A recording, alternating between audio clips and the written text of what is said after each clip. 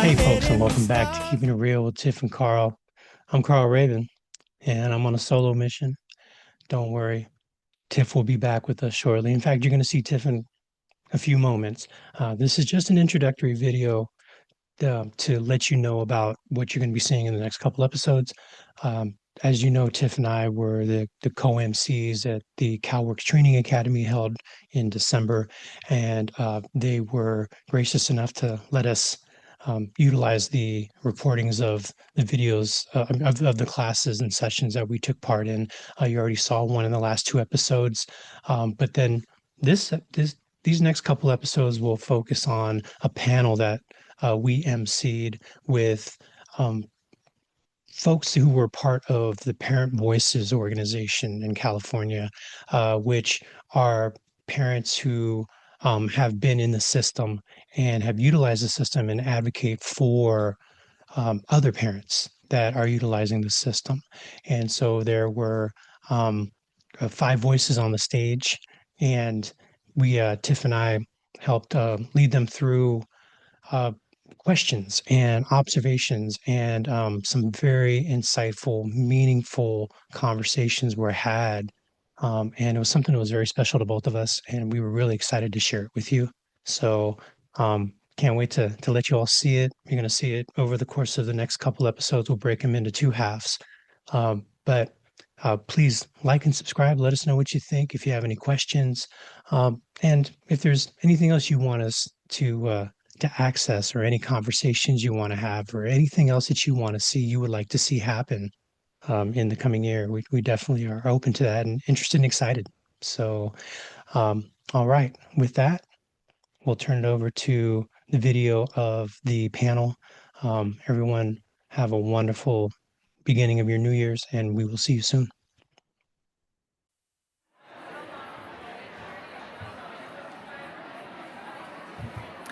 All right, good morning, everybody. Good morning, good morning. I want to welcome you back to day 2 of our 2025 CalWORKS Training Academy. I know you already have one session under your belt this morning, but I want to welcome you to our plenary session. We're so glad to have you here today for our plenary session, where we're going to continue diving in to some of these powerful conversations and the learning that brings us all together. Before we begin, I want to take a moment and express our sincere gratitude to our platinum sponsor, Exemplar. Exemplar's generous support has helped us make this gathering possible, and their commitment to innovation and excellence aligns beautifully with the spirit of the CalWORKS Training Academy. So thank you, Exemplar, for being a true partner in this work and for investing in the growth and transformation of our communities. Let's all give them a round of applause.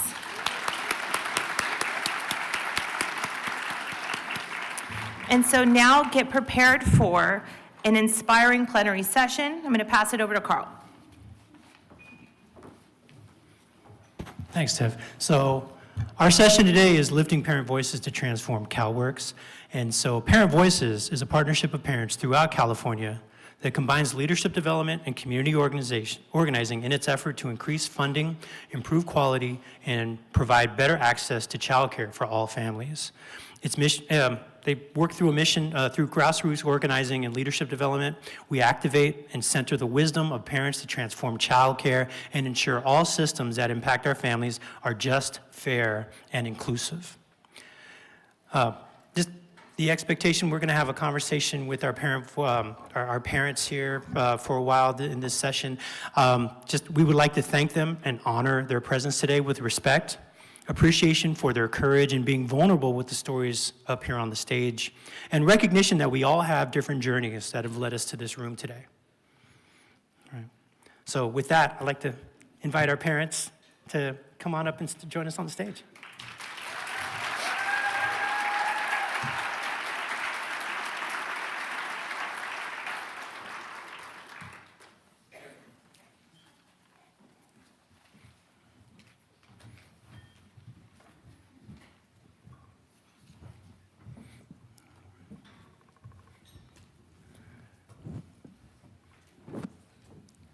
Just want to introduce them by name. First, Brianna Brooks from Parent Voices in Contra Costa County. Brianna Burks, I'm sorry. I should have brought my glasses, yes. Belia Rivas from Fresno County, and Jasmine Ariola from LA County, and Lachey Burks from Contra Costa County. So. And the Director of Parent Policy with Parent Voices in California is Jennifer Greppy, and she's here as well. And just wanted to give you a chance to explain, give a little more detail on Parent Voices for those of us who don't know. Sure.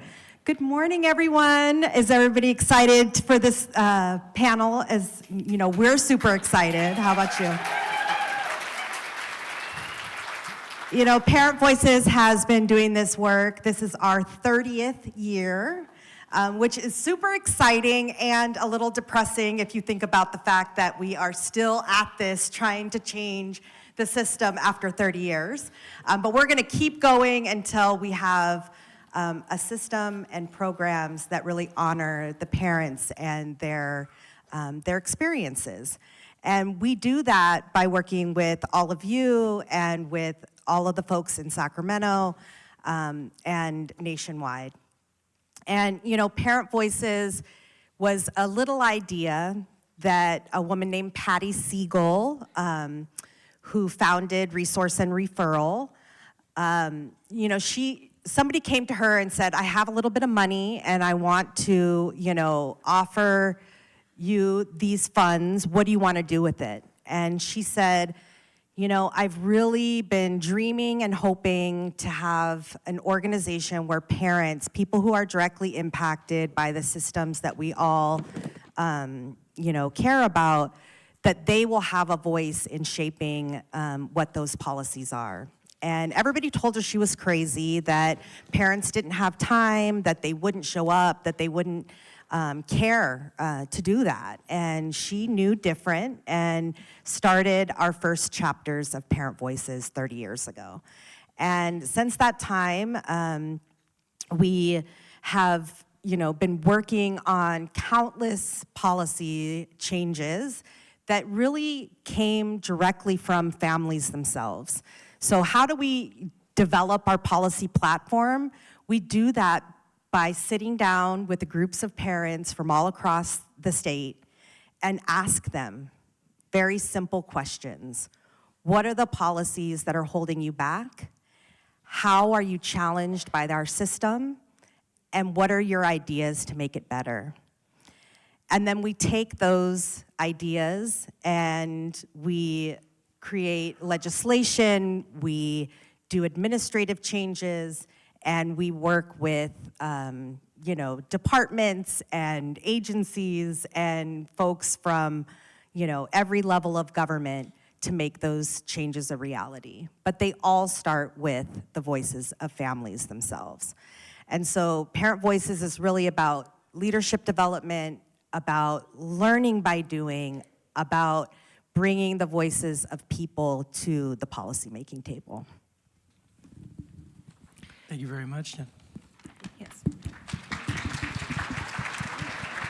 What I really appreciate about this Parent Voices movement is a few years ago, we had, how we as a state always have different initiatives, and there was nothing about us without us. And I think it's just so powerful to understand how people experience our services, not just from a delivery standpoint and a legislative standpoint, but is it really making a difference for the people it's intended to make a difference for? And if the answer is no, then we've got to make some changes. And so we really do appreciate you coming in to share your experiences with us today. And so with that, we're going to ask you guys a few questions, and if you feel comfortable, please respond. But so the first question is, what did it mean to you to be invited to share your voice in shaping programs? I can take that question. I felt honored, honestly, because I know that sometimes that we are just cases to people. We're just people that need Cow Fresh, Cascade, Medi-Cal, or people that someone may look at us like we can't take care of our kids. That's why we need the system. But I felt great because I want people to know that every case is not the same. Everyone is not out there trying to scam the system to get their food stamps that's going to go right back into the system when they go and buy food. There are single mothers like myself that have struggled with domestic violence, that have 3 kids, that has an absent father. I also grew up without my father in my life, so it felt good for me to be able to share with you guys that there are people that really need these services. I'm one of those people. I cannot make it without food stamps. Not with 2 growing boys, 13, 7, and a 4-year-old daughter. I cannot make it without food stamps. I cannot make it without my $1 cash aid. I cannot make it without my Medi-Cal. I cannot make it without my public housing. I live in public housing. I can't afford, a 2-3 bedroom house or apartment by myself with my kids. I even run a business on the side. I'm a photographer. I do this, and I still can't make it. So for me, it's an honor because I know that when we go to work, we don't necessarily think about what someone else is going through. We're just going to work, and we're just processing paperwork or talking to these people, but you never know. I recently lost my mother in February, and I also was going through domestic violence as I was burying my mother. When I put my mother in the ground, I had bruises on my face. And I went into the office at my public housing, though it's separate from CalWORKS, and to tell them the situation, they asked me why didn't I call the police as I'm in the domestic violence situation. So I think it's good for everyone to know that we're all just people. We're all going through the same thing, at different points in our lives. We're all gonna lose our parents. We're all probably, hopefully not, gonna get divorced. We're all gonna bury our kids one day, so that's the reason why I'm here.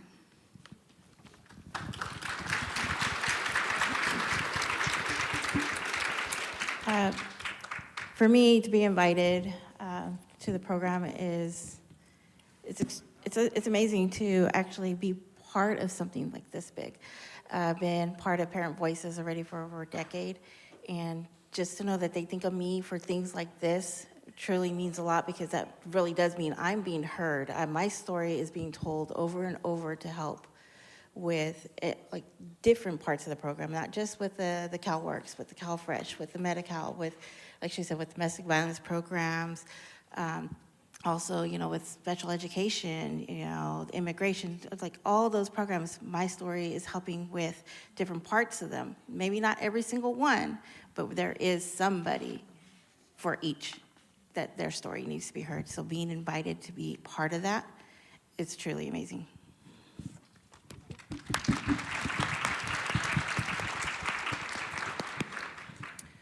So thinking about your experience with our services, what are some supports or services that have made the biggest differences for you and your family?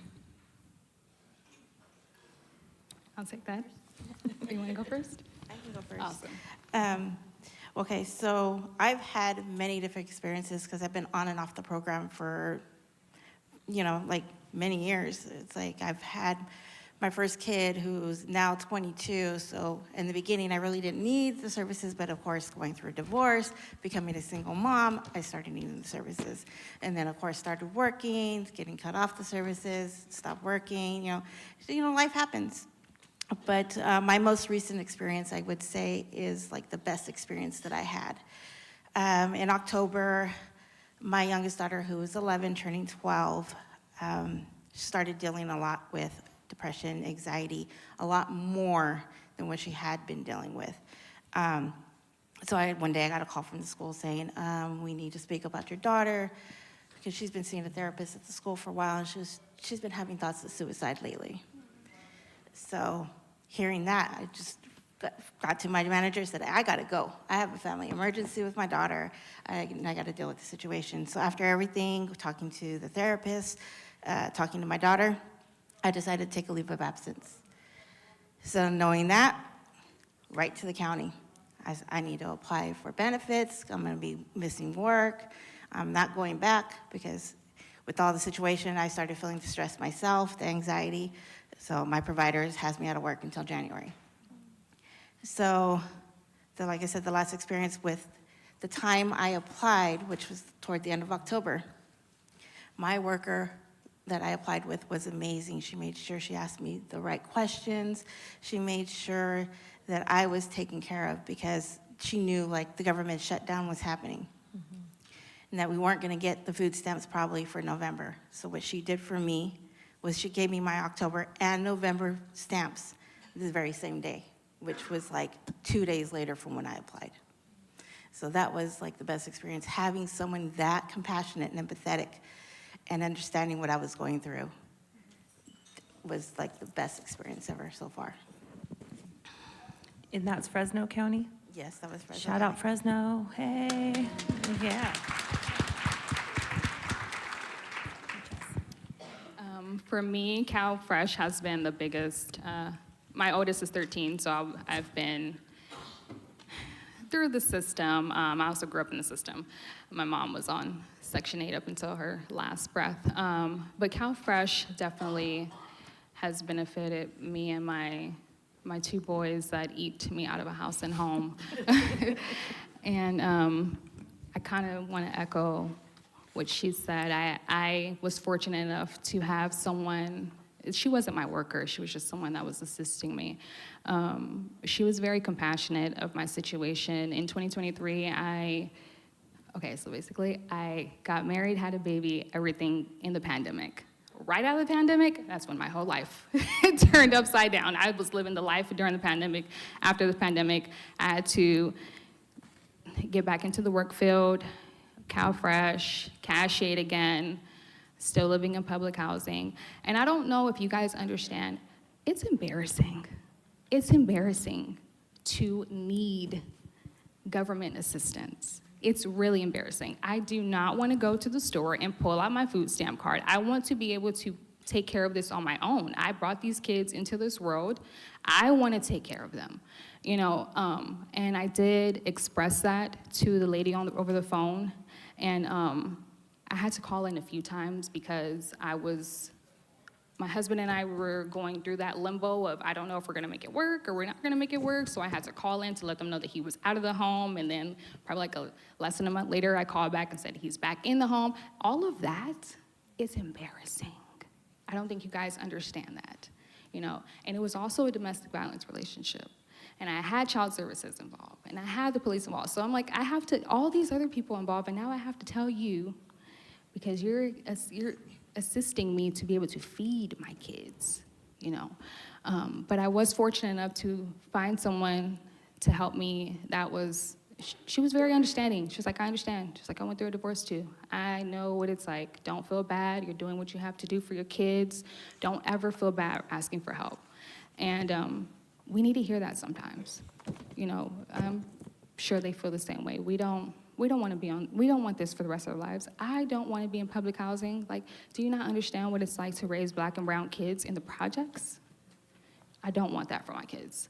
So, yeah, thank you for the people that are compassionate and are willing to listen and to understand, and also to her worker that was able to give her, you know, the benefits that she needed. So, yeah. Thank you so much, Jess. Thank you. Okay, so talked about some of the situations that have helped, but what do you wish had been available to you or done differently during your journey? Well, I kind of wish my worker kind of asked me really what I wanted in life instead of, you know, just doing the intake and, you know, checking off boxes. You know, like when I was younger, I always wanted to you know, to be a nurse and to get my, you know, do my steps, CNA, LVN to RVN to RN. And I was never even asked what I wanted, you know, for me and my children as far as my career path. And I just really wish the services would have been offered to me, you know, during the first couple years. I've been on and off of CalWORKS for, my oldest is 18.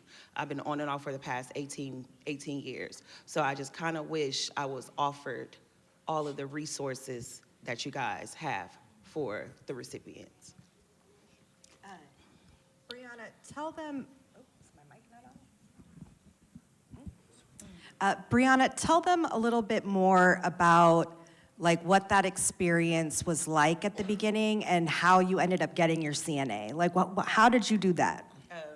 When I first applied, I got granted, and then I went to the Welfare to Work program, and they sent us to the Career Center. It was one of me at the time, my best friend. We were at the Career Center, just for weeks in, days, just doing resume building and not no job searching, just resume building.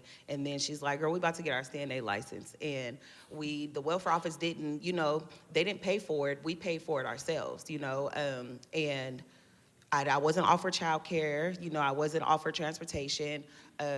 I made a way, and I paid for we paid for our CNA license. We got certified, and I ended up getting off of welfare. So, yeah. But I really wish those services would have been offered to me. Yeah, I think it's important for her to express that she did that, but how much easier it could have been for her had somebody asked her, before going to Job Club, what do you want for your life? Yeah. And, Brianna told me a story about how when she was little, she would cut open her teddy bears and that they would sew them back together, right? And yeah, me and my sister, my little sister. Yeah. And that they wanted to be nurses from the time they were little, right? And how powerful that would have been had the worker asked the question, and how important that one little question is. What do you want for yourself? What do you dream about? What is your passion? What do you care about? And then helping her to get there. Yes, I would have loved that. It's really interesting, because I want to give the perspective, because theoretically, I think that's what we all think we're doing. I think theoretically, we think that we are meeting people where they're at, offering them services, creating customized plans. What do you want? How can we support you?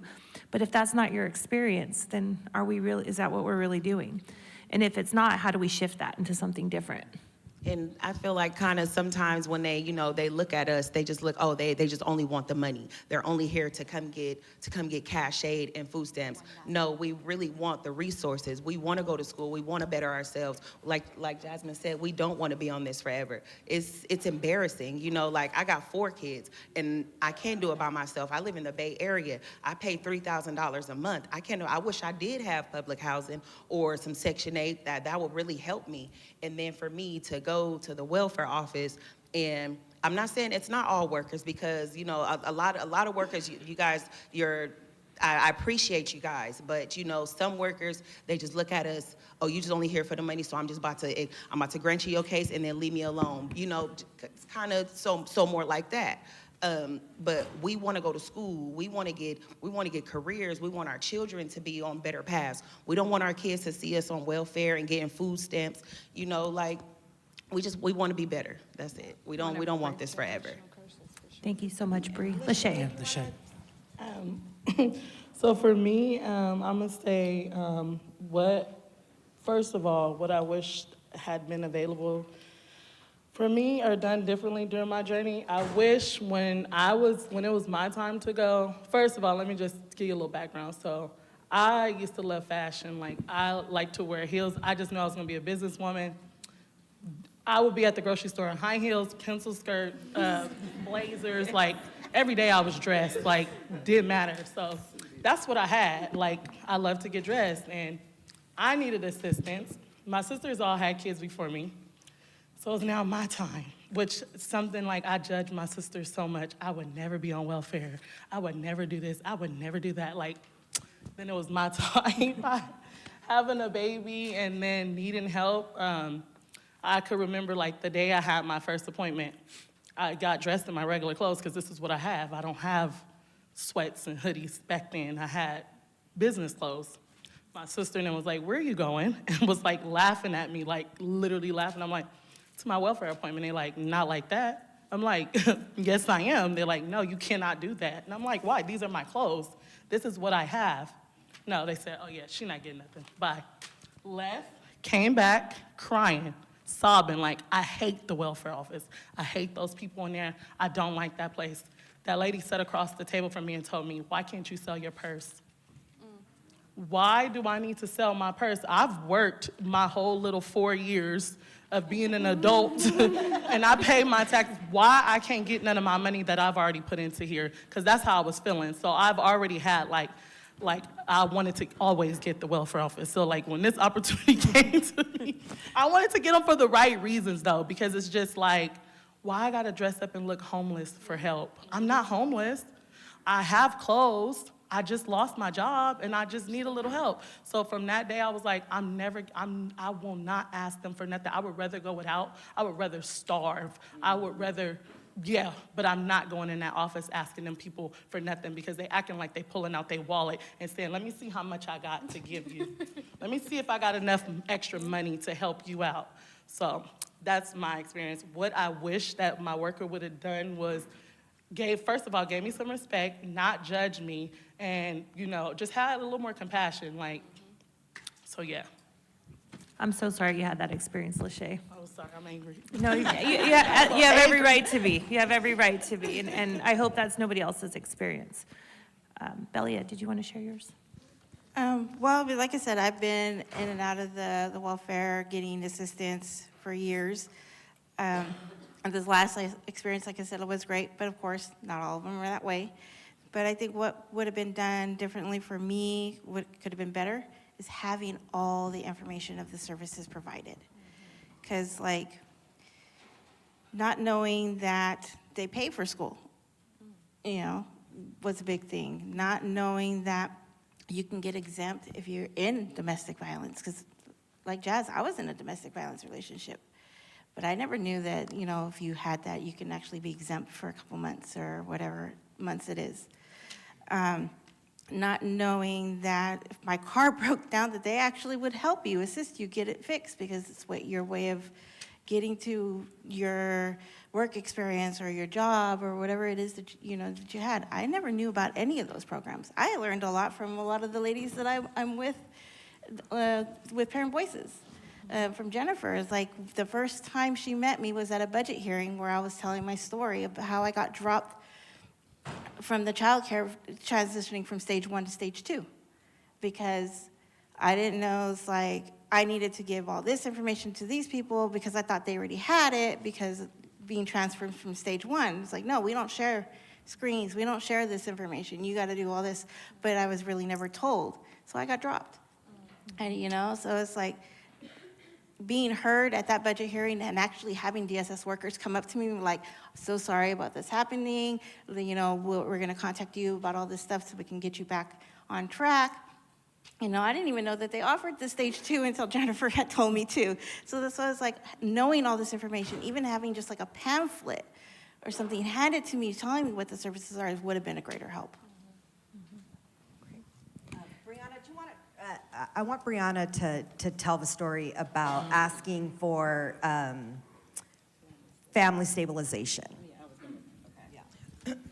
Yeah, so recently I moved into a place and again, this is the Bay Area. It's expensive, and I was off of work for a period of time, and I got behind on my bills, and this is when I just started in Parent Voices, and I called the welfare office because I heard that they help with rental assistance. So I called, and Lachey told me about the family stabilization program, so I called my worker just by myself on the phone, and I asked the worker about the family stabilization program, and she was like, "Oh no, we don't have that program. I know nothing about the family stabilization program." And it took for me to have my sister call on three-way and to say just one name. What's her name, Shay? Director Johnson. She was at that time she was the director. Kim, it took for my sister to say that one name for the lady to say, okay, hold on, let me call you back. Call me back, and I got approved for all those services. And it was like it was crazy because I didn't know what I was going to do, and I thank God for Parent Voices and for my sisters and to know this information, because if I didn't know this information, me and my children would have been outside on the street. And I feel like I don't know if it's communication or if some workers just don't want to do it. And it's I don't know, it's hurtful and it's discouraging, and it just makes somebody just like Lachey. I'm never going there. I'm never calling them, asking them for anything. And it sucks because we're going through it now. And if we don't change it, then the people, I got one child, I got one girl. She got a girl. I'm pretty sure everybody up here has daughters. There's no telling where their paths are going to lead. So we want to make it better for the future generations, not just for us, just for, you know, for other young teen mothers, you know, who need these services, you know. Yeah. Thank you. Yes. Can I add one quick thing to that? Because they told her they didn't know about the program. She was only asking for 1 month. They paid her rent for 3 months. Like, she only asked for one, and they paid her rent for 3 months. So that right there lets you know, like, the workers can change and fix things. So that's where it really hurts. Like, you told me you didn't know about the program. I only asked for 1 month, but you paid 3 months to make me hush, or I don't know what it, you know what I'm saying? So that's when it really hurts. Like, oh my God, you can help me. You just don't want to. You just didn't want to. Like, And I'm not gonna, it's not all workers though, you know, it's really not, because I recently just reapplied for welfare, and I know her name was Miss Moore. She just did my intake. She was so nice, you know. I was like on the verge of, you know, going into one of my nutshells and my meltdowns, but just that intake, you know, her energy and just the respect that she showed me and the compassion that she showed me, it really made a difference. And I was just, I don't even know why I didn't get approved for anything. It was just her. It was just, I didn't get approved for anything. It was just her whole demeanor that just kind of really made my day, honestly. So, like, for real. Yeah, and even though you didn't get approved for anything, how did you feel about having to go back to see her? I want to go back. I want to go see her face to face. I do. I want to go meet her because I liked her. So I want to just like reiterate here that this is not to demonize anybody working for counties. I know that the conditions are challenging. We have a lot of work. We have confusing regulations. We have a lot of things that we have to navigate. And that, like, two things can be true at the same time, right? We can say that we're challenged and we're experiencing hardship as employees, and we can acknowledge the impact that has on the people that we are serving.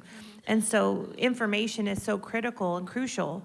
And I know some of you might be sitting there going like, we tell everybody everything, right? Do you know how many forms we fill out? You know how many informing notices our packet's 61 pages long.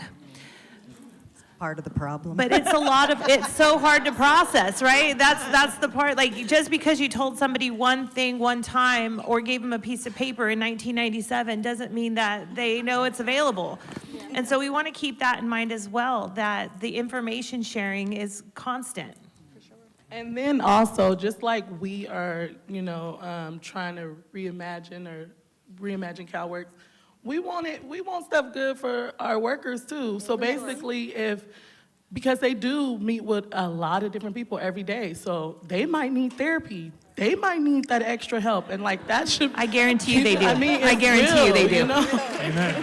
So I get, like, they are meeting with so many different people who are going through so many different things, and to take home, like, so many different people's problems that you see. And so, like, they need to have it to where, like, they are being taken care of at the office. Like, if you just got a caseload that was just like, whoa, what the heck was that? I need to go take an hour. I need 30 minutes to just decompress for a second. Yeah, because sometimes that's what happens. Somebody come in, they drop all their loads on you, and sometimes people aren't nice to you too. Mm-hmm. So then the next client get what, you know, they just gave you, and it's not on purpose. Yeah. So they need help too. Just like we are needing help, both sides need it. You know, we've been asking you guys questions, but just ask them, how many times have you had a resource that you didn't know about until after you could have helped somebody? Sometimes they pop up. You know, sometimes we make agreements with folks and it doesn't always get publicized, or, you know, maybe we're in for official rollouts, and next thing you know, that person feels like you didn't know about it even though it's been available, but you didn't know. So sometimes that's a real challenge that people deal with. And you wouldn't know. You just think that, hey, they don't want to provide it for me, right? Yeah. We were talking earlier, and we were saying, y'all need a pay raise for sure, right? Like, you need double the pay, because your job is very hard. Because we're all rich. And we need, like, double the amount of people too. Like y'all need help, right? Your caseloads are so big and you have so many people that you're trying to, care for, that it's just a lot. It's more than anybody can really manage. And so we really do recognize the challenges that you all face. And when we were planning this, we were really clear to say, like, we don't want to just be on stage to bash workers and to talk about how the system sucks. Like, that is not our goal here. It's really to just talk about, like, what our real life experiences have been that have been challenging, but also, and that's what we're getting to next, like, how can we make it better? Right? And like, what can we do to improve the system? Because I know that's what everybody wants. That's a shared goal for all of us, right? And there's this, to be real, there's this racist system of oppression that's been holding people back, and it's purposeful, right? Like the policies, the system, the welfare reform as we know it was created to keep as many people out as possible, right? And so, like, we are up against a lot, and you all are up against a lot, right? And so we're all here the reason we're here is to make that better and to do something about it.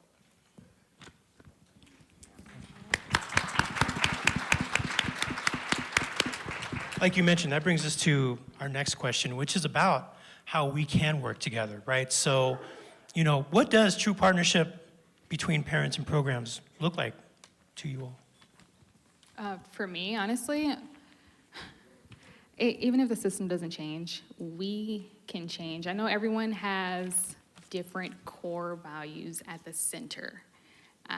What's important to me is not going to be what's important to you.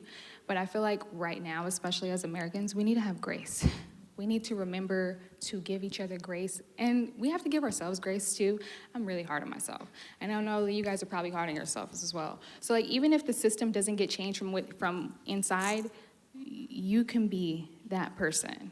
I understand it's hard. I've worked in customer service for well over 15 years. I've been cussed out for I don't know how many different things, okay? You probably called AT&T and got me on the line. Yes, so I understand, but we definitely have to remember we're all human. We're all going through different things. Just like when I'm calling to get service, I have no idea what you're going through. You could be burying your mother, or your partner. So I think, to me, grace and compassion, because that starts at home, and that's the easiest thing that we can honestly do, is not be judgmental, give grace and give compassion, and you're not gonna see these people ever. You're probably not even gonna talk to them ever again, it's just that one phone call. So it starts with us. It starts with us for sure. Yeah, I know that, my story, I come to this work because I found myself in a situation I never thought I would be in, right? I was a stay-at-home mom with my 2 little ones in co-op preschool. I had graduated from high school but never went to college, and my dream was to be a mom.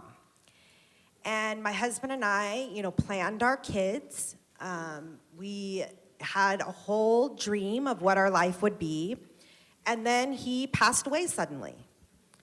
And all of a sudden, I had to figure out how I was gonna raise these 2 little girls on my own, and how I was gonna figure out how to have some kind of career that was gonna be able to support them, right?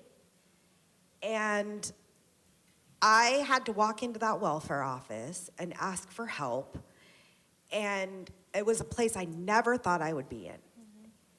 And, I'm so grateful that I walked into the office that I walked into, because in Alameda County, where I live, had I walked into a different office, my experience may have been very different. I was lucky enough to walk into the Fremont Family Resource Center and, was greeted there by a worker who asked me if I wanted to be part of something called the Family Service Team, which is an old program. It's not around anymore. And, you know, I was like, yes, like I need all the help I can get. I'm happy to do it. And I had 5 social workers that would sit with me every month to talk about what my needs were and what I needed.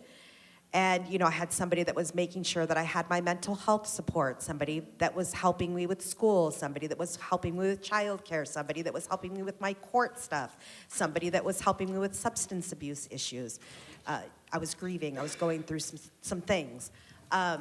You know, all of these things happened because, thank you, all of these things happened because these people really cared about making me feel supported and cared about, and they wanted to see me succeed, right? Now, I was a big part of that, right? Like, I had to do the work too, and I did that work, right?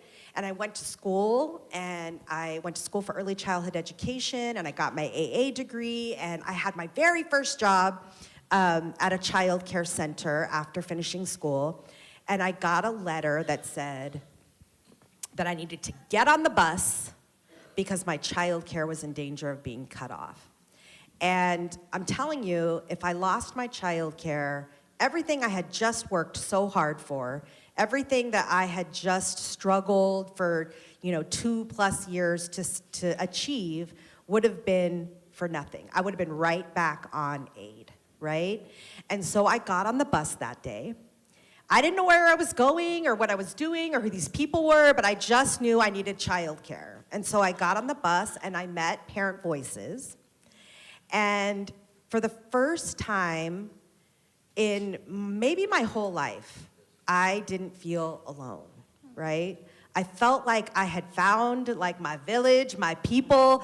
I watched these amazing women stand on the steps of the Capitol in Sacramento and tell their stories and provide like these really rich, inspirational speeches on the steps of the Capitol. And we went inside and we talked to our local representatives about why childcare was so important to our family. And, you know, I got back on the bus and I went home and I thought to myself, like, did that make a difference? Like, I felt like it did, but I wasn't sure, right? And about 2 weeks later, I got a call from our local organizer telling me that childcare was the only service that hadn't been cut in the budget that year. And I just knew that it was because of my story, right? Like, I just knew it was because of me. And you know, I started volunteering as a parent leader with Parent Voices, and then they offered me a job organizing the local chapter, doing 8 hours a week. And I didn't even know what organizing was, but I did it because I just was like, this is amazing, and I'll figure it out. And so I started doing organizing, and then I got a job at the local resource and referral agency, helping other moms navigate the system and find childcare and find childcare providers and figure that out.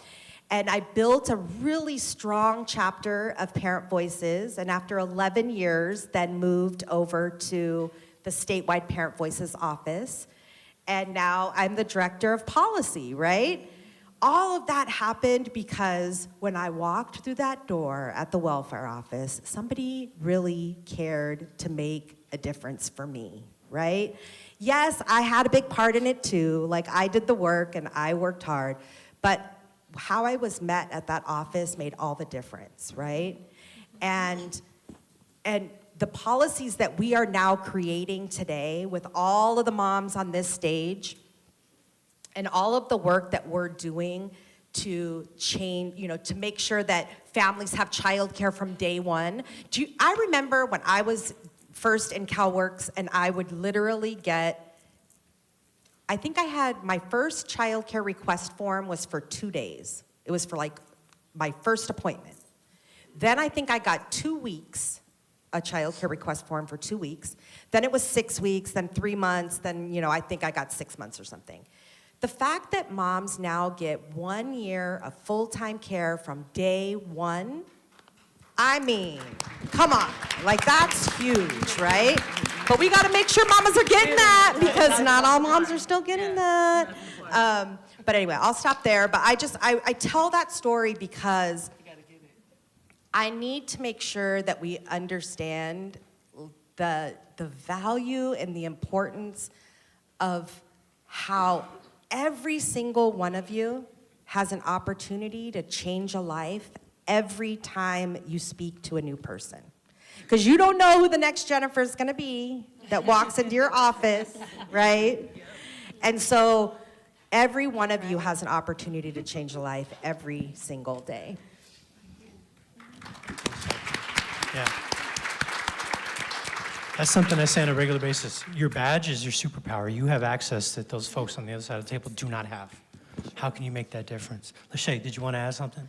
Yeah, I just want to add what you said, have compassion and grace, because like for me, this is how I got through things. Like I used to be like a home health nurse, and then I used to work for a daycare by my house. And I was like a little young at the daycare, and the kids were not so nice. And their parents did not care. And so every time I would get mad at them, I would be like, you know what? Treat them like if this was your kid and your kid was uncontrollable, you know, always. So that's what I always think about, even working as the home health nurse when the dad, like I used to work for this man who used to call me like a lot of like racist names, but I needed this job, I needed this money, so it didn't affect me because I needed to be here. And all I would think about is, he's older, and what if this was my dad? So take care of him like he's my family member. But yeah, so that's another way to kind of like look at, what are constituents, is that what they call them? Clients. Okay, that's another way to look at like if this was my daughter and somebody was helping my daughter out, how would I want them to help her? Like, we gonna go above and beyond for our kids, so just keep that in mind, so, yeah. I had a worker in a class one time say, treat them like my grandma. I said, wow, okay. That's the platinum rule, isn't it, right? Yeah.